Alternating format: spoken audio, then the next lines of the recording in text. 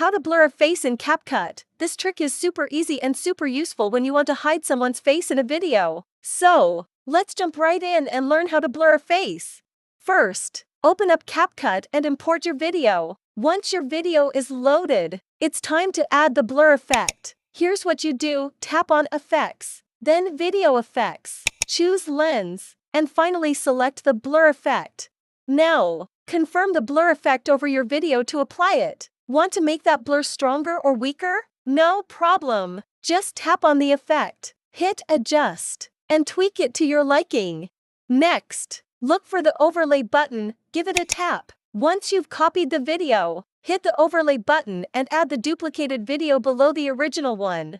Now, let's work some magic with masking. Select the second video and find the Mask button. You've got a few shapes to choose from, but for blurring a face, I recommend picking the circle mask. Adjust the size of the mask by dragging the little arrows to cover the face perfectly.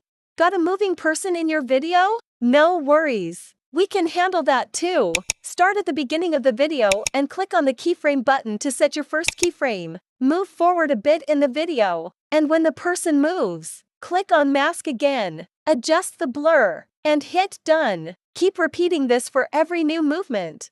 It's as simple as mask, move the blur, and done. And that's it.